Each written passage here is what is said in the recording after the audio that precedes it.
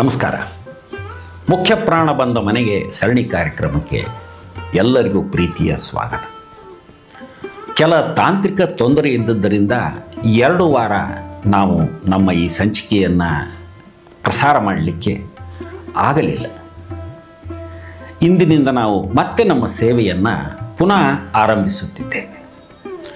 ಆತ್ಮೀಯರೇ, ನಾವು ಇವತ್ತು ನಮ್ಮ ಈ ಸಂಚಿಕೆಗೆ ಆರಿಸಿಕೊಂಡದ್ದು ಬಹಳ ವಿಶೇಷವಾದಂಥ ಒಬ್ಬ ಹನುಮಂತ ದೇವರು.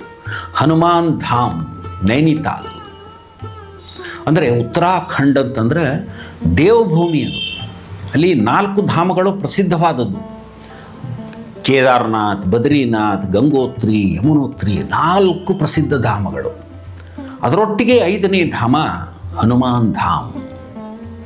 ಬಹಳ ವಿಶೇಷವಾದಂಥ ಒಂದು ಸ್ಥಳದಲ್ಲಿ ಈ ದೇವಸ್ಥಾನ ಇದೆ. ಹಿಮಾಲಯ ಬೆಟ್ಟಗಳ ತಪ್ಪಲಿನ ಮಧ್ಯೆ ಸುಂದರವಾದಂಥ ಒಂದು ಪ್ರಶಾಂತವಾದ ಸ್ಥಳದಲ್ಲಿ ಈ ದೇವಸ್ಥಾನ ನಮಗೆ ಸಿಕ್ತು. ಮತ್ತು ಇನ್ನೊಂದು ಹೇಳ್ತಾರೆ, ಇಲ್ಲಿ ಹನುಮಂತ ದೇವರು 9 ಅವತಾರಗಳ ದರ್ಶನ ಆಗ್ತದಂತೆ. ಅದು ಬಹಳ ವಿಶೇಷವಾದಂಥದ್ದು. ಅದಕ್ಕೆ 5ನೇ ಧಾಮ್ ಅಂತ ಕರೀತಿರಬಹುದು.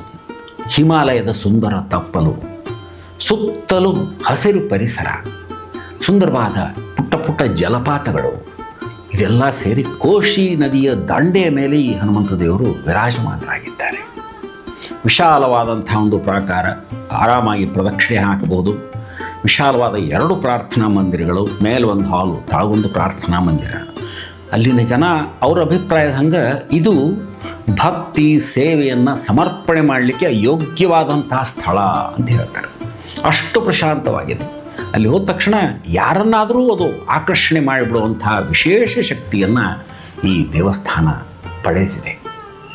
ಇಂತಹ ಹನುಮಂತ ದೇವರು ನಿಮ್ಮೆಲ್ಲರಿಗೂ ಅನುಗ್ರಹವನ್ನು ಮಾಡಲಿ ಅಂತ ಹೇಳ್ತಾ ಇಂದಿನ ಸಂಚಿಕೆಯನ್ನು ಮುಗಿಸ್ತೇನೆ.